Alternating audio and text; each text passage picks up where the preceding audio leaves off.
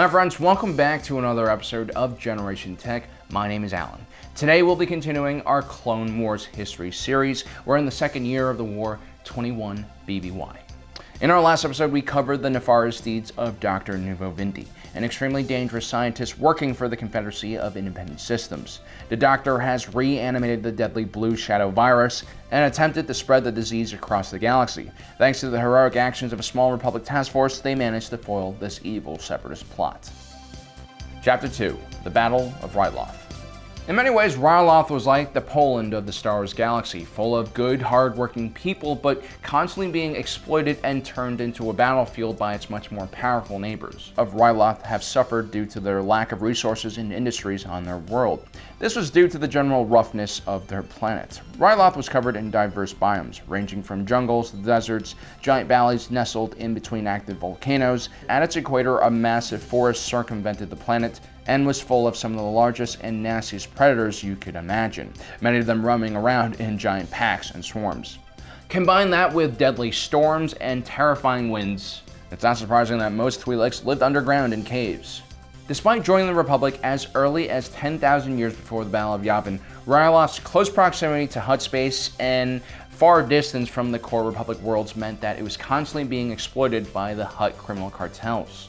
The Twi'leks were oftentimes kidnapped and forced into slavery, either as sex workers or spice miners. In the first year of the Clone Wars in 22 BBY, Ryloth and nearby systems like Geonosis, Christophsis, Bathuai, and Rhodia were targets for the Confederacy of Independent Systems' rapid territorial expansion.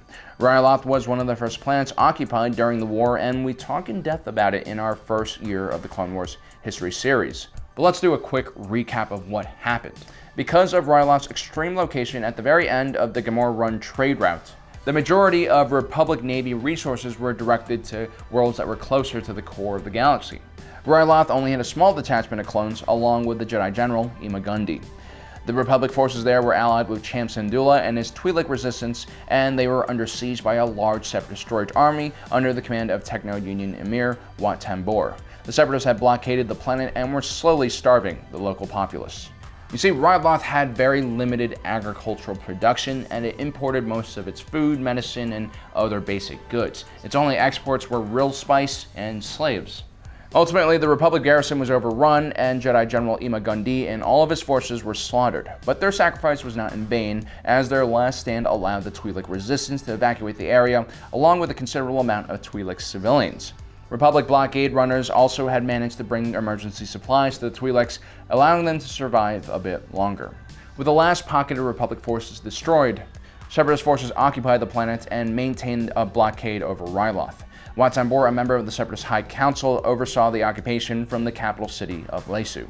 Cham Syndulla's resistance fighters had melted into the wilderness and were still carrying out asymmetrical attacks against Separatist positions, but they had very little effect on the overall occupation. The entire planet is now under Separatist control. Recent Separatist defeats at the Battle of Bathuai and the destruction of the Separatist dreadnought Malevolence has given Republic forces some breathing room, which meant that they could finally focus some resources on retaking Ryloth. But first, they have to get past the Separatist blockade commanded by the talented Neimoidian Captain Martuk. Captain Martuk was a student of military history and an admirer of General Anakin Skywalker. Having studied the Jedi General carefully, he had devised the cunning strategy to oppose the coming invasion. The Republic forces approached the system with 3 Venator-class Star Destroyers, the Defender, the Redeemer, and the Resolute. Admiral Wolf Yularen commands the ships, while Anakin Skywalker leads the overall operation. It's imperative that the Republic forces break through the blockade. Obi-Wan Kenobi and Mace Windu are waiting in hyperspace for an opening to launch their ground forces. Despite this being a very high-risk operation, Anakin decides to place his Padawan learner in charge of Blue Squadron. Ahsoka Tano has proved herself as a combatant and pilot, but she has very little experience in command. This will be a big test for her. Upon approaching the system, the Republic fleet finds the Separatist blockade waiting for them above the planet. Captain Martuk's command ship is the Lucrehulk battleship, and he's flanked by 2 magnificent star frigates. The Lucrehulk battleship was quite a formidable ship at 3,000 meters in diameter. It was 3 times the size of a Venator class and bristling with weapons emplacements. It also served as a troop and star fighter carrier. But it should be noted that the Lucrehulk was originally designed as a cargo ship and not for military use. The Magnificent-class star frigates, despite being close in size to the Venator-class Star Destroyer, had far less armor and weapons on board. So both sides were actually pretty evenly matched. Anakin sends Ahsoka Tano's Blue Squadron, made up of a dozen or so V-19 Torrent starfighters, to probe the Separatist formation for any weaknesses. The Venator-class Star Destroyers, while weakly armed, had a massive amount of starfighters inside of them, which they usually used to screen, attack, and defend their forces. A smart Venator captain always engaged an enemy force from afar, keeping their starfighters in between them and their enemy. Blue Squadron quickly cuts through a formation of Vulture droids and is about to pull within weapons range of the enemy command ship. This is when Captain Martuk springs his trap and calls in reinforcements from hyperspace. 4 additional Munificent-class frigates appear on the flanks of the Separatist formation and begin their own offensive against the Republic fleet. Wolf Yularen and Anakin quickly call Blue Squadron back, but Ahsoka, being the inexperienced commander that she is, has tunnel vision and is only focused on engaging the enemy command ship. She doesn't notice that the majority of her squadron has been destroyed and the enemy forces are closing in on her. And when she finally turns back her attack, it's already too late. Without Blue Squadron protecting the Venator Star Destroyers, the Republic ship's defenses and shields are quickly overwhelmed. The Redeemer is far too damaged to move, and a wing of Vulture droids launch a kamikaze attack against the Resolute, destroying its bridge and almost killing Admiral Wolf Yularen.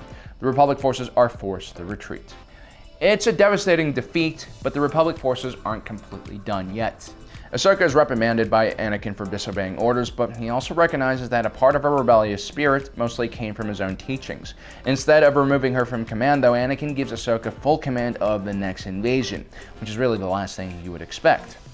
But Commander Tano comes up with a brilliant, if not unethical, plan. She evacuates the heavily damaged defender of all personnel and has Anakin Skywalker pilot it all by himself and surrender to the Separatist blockade. In exchange for a surrender, the Separatists would allow food and medical supply convoys to reach the surface of the planet. Captain Turk, perhaps momentarily blinded by his success, agrees to the terms, but he's horrified to find that the Republic is using the white flag of truce in order to get the damaged defender close enough to his command ship to ram it. Which is exactly what happens. This is completely immoral and against most rules of engagement for almost any culture here on Earth. The white flag is a sacred symbol, and the use of this sacred symbol to attack an enemy will jeopardize all future Republic forces who actually do want to surrender. As a matter of fact, Obi-Wan Kenobi pulls off the same move during the Battle of Christophsis. It clearly shows us that the Jedi have no clue on how to conduct themselves in a battle. Anyway, the Defender slams into the Separatist command ship, destroying it. Meanwhile, Commander Tano brings the Resolute within firing range. She adjusts the ship so that the bottom of the destroyer is facing the remaining Separatist fleet, and launches all of her own fighters from the shielded side of her ship, outside the view of the remaining Separatist ships. The Y-Wings are able to outflank the blockade and make quick work of the remaining Munificent-class star frigates, paving the way for Obi-Wan Kenobi and Mace Windu's ground troops to start a ground invasion. Because Ryloth is sparsely populated, most of the Separatist forces are concentrated around population centers. The Republic's main goal is to prevent civilian casualties and seize Wat Tambor and the capital of Lasu. The Republic forces choose to concentrate the majority of the forces on the city of Nabat first. Nabat was chosen as the landing point because it had large fields large enough for the Acclamator-class assault ships. It was also within reasonable distance of the capital Lasu, and it was also rumored that the Twi'lek resistance forces were in the area. The Separatist forces on the ground had several batteries of proton cannons, which were able to heavily damage one of the Acclamator-class assault ships when they were approaching the surface. This forces the Republic to withdraw their landing ships. Instead, they send a small unit of clone troopers on gunships to the ground, led by Obi-Wan Kenobi. Their main mission is to take out the Separatist AA guns and clear a path for the invasion force. The clone army was under strict guidelines to not use explosives to limit civilian casualties and damage to the Twi'lek cities. After encountering heavy defense on the outskirts of the city, Kenobi and Commander Cody managed to breach the Separatist defenses and enter the city, which is completely abandoned. Obi-Wan Kenobi sends a small squad of clones to scout ahead, and sure enough, they find all the civilians inside the city being held hostage by the droid commander TX-20. After studying Republic tactics, the droid commander realizes that the Republic will not attack his position as long as innocent civilians are nearby, so he uses the local Twi'leks as human shields. Twi'lek shields. The Separatist commanders also send a group of local monsters known as Gutkars, which manage to take out several clones. Ultimately, the clones carry out a frontal assault on the Separatist position at the center of the town and take out the AA gun positions and save most of the hostages. This finally opens up the landing fields around the city, and Mace Windu and the rest of the Republic invasion force arrives as well. Using Nabat as a staging ground, Commander Pons and Mace Windu lead an armored column towards Lissu. Along the way, the Republic are forced to enter a narrow canyon where they are ambushed by Separatist hover tanks. But using ATRT's Mace Windu leads Lightning Squad, a small recon unit, on an epic charge against the droid forces, and manages to take them out before the Republic tank column is destroyed. The Republic forces continue to push on until they finally meet up with Twi'lek resistance fighter Cham Syndulla. Although the Jedi and Republic forces had formally sacrificed their lives to help his movement survive, Syndulla was still suspicious of the Republic's motives. After all, they had left them under Separatist control for almost a year. But when Syndulla finds out that the Separatists had begun firebombing Twi'lek villages in retaliation for the Republic invasion, Syndulla finally agrees to march on the Ryloth capital of Lesu with Republic forces. Wat Tambor, sensing things were near the end for his occupation, began scrambling across the planet and seizing treasures and goods he had taken from the Twi'leks there. Mace Windu and Syndulla's army finally emerges on the outskirts of Lesu and manage to charge over the energy bridge and make it into the city. Wat Tambor has stayed far too long trying to gather riches and was captured, and unconditionally surrenders to the Republic. I really like the Battle of Ryloth. It's one of my favorite arcs in the Clone Wars series because it kind of shows you the progression of battle from the space stage to the landing stage to the final ground invasion. It's really well done, and I wish to see more of this in the new Clone Wars season.